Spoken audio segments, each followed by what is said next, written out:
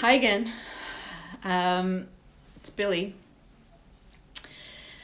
This is day 2 of my 100 days in the arena challenge. I'm going back and forth because I'm trying to do a live on Instagram and Facebook at the same time. Hi, Herminder.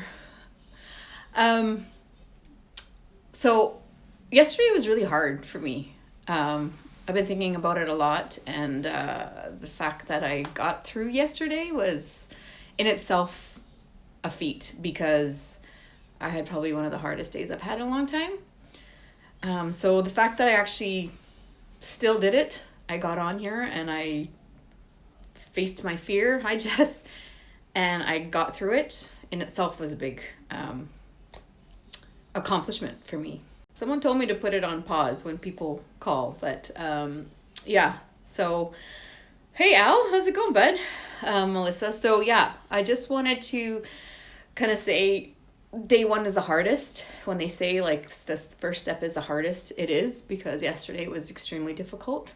And the fact that I keep seeing like how many like hundreds of views people have watched it is actually like makes me even more nervous and more fear that, oh my god, like who's watching me cry on like in public. It's quite nerve-wracking. But I made it. I've got my Kleenex ready here in case something happens. And by something I mean the waterworks. I've got the kids watching some Daniel Tiger today, so hopefully that keeps them busy. But yeah, so today I wanted to talk. I haven't really put my outline out, but today I just wanted to talk about why I started doTERRA. And it's not going to be a very long story, but some of you probably think like, what is Billy doing? Like, she's a cop. What is she talking about these oils, these voodoo snake stuff, right? And I was that person last year. So how it happened was I moved into our new place in the River District. Hi Nadine, hi Pam. And literally like 2 weeks after I moved in, I took the kids to the park, and I met this woman who is now one of my closest friends, Polita. And we just started chatting. We became friends. She started following me around the neighborhood because I knew where all the kids' stuff was. And my daughter, who was 17 months at the time, got a throat infection. And her fever wasn't breaking, so what I did is I took her to the doctor, because I didn't know what else to do. And right away, the doctor looked in her throat and said, yeah, she has a throat infection. What does he do?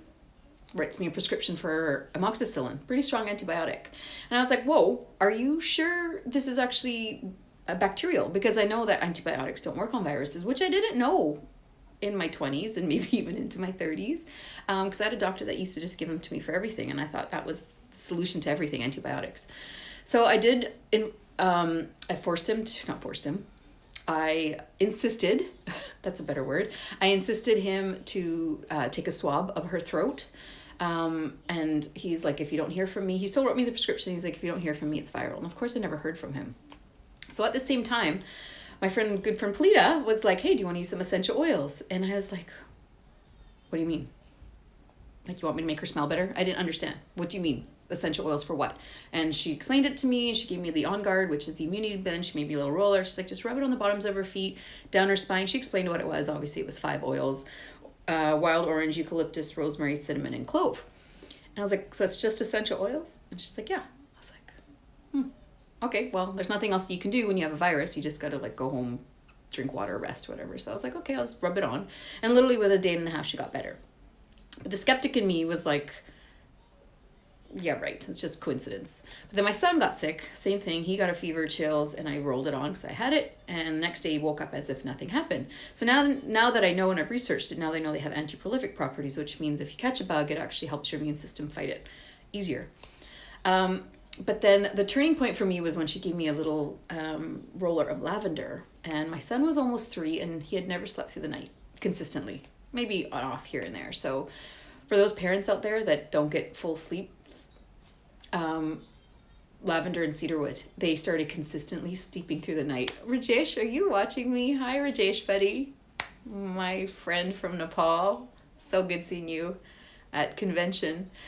Yeah, she they both started sleeping consistently through the night. So then I was like, what is this magical potion, and where has it been my whole life? And a year later, a little over a year later, here I am being a full-on doTERRA wellness advocate, sharing this with the world, because here I thought I was pretty educated. I got 2 university degrees. I've been a cop for almost 15 years.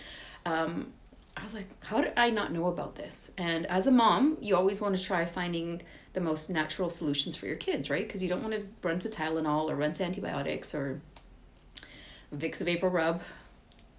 No Vicks Vapor Rub. Even though it says baby on it, be careful with the products that say baby on them. They're not always baby friendly. So fast forward, here I am. And now I just want to share it with the world. And that's why I've chosen to do this as a business, because, hi Miranda, even if I wasn't, I would still share this, because it's human nature. When something works for you, you share it. Like, just like when you see a good movie. You know, I want to go see Hustlers. I heard it was really good. Someone said, hey, Hustlers was really good, so I want to go see it, right? So you naturally share it. So I would be doing this naturally anyways. The fact that I chose it to do it as business is because I enjoy this work way more. It's giving back way more. Rajesh from Nepal can attest to that. We went halfway around the world, and he works with doTERRA, and he's literally on the other side of the world helping communities get water, and sourcing the oils for doTERRA. So it's awesome. So that's it. Like I said, I'm going to try to keep these really short, and I'm going to just every day pick a topic. So today I just wanted to explain to you why I am where I am right now, and that for those of you that are considering starting this challenge with me, I really highly recommend you do it.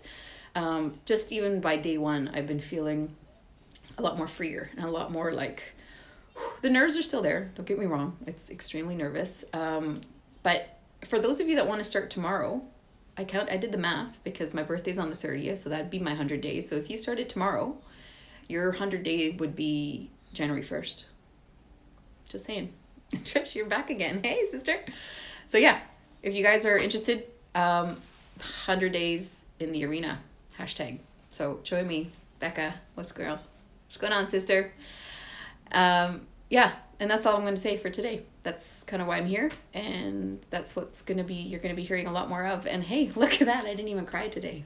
Whew. If that isn't a big accomplishment, then look at by day 2 and I'm not even crying. I had wasted a tissue for nothing. So anyways, all right, world, we'll see you soon. Hashtag 100 days in the arena. I have a YouTube channel now, so if you haven't watched it or missed some of it, I'm going to be uploading them. So anyways, take care, people. How do I turn this off? End.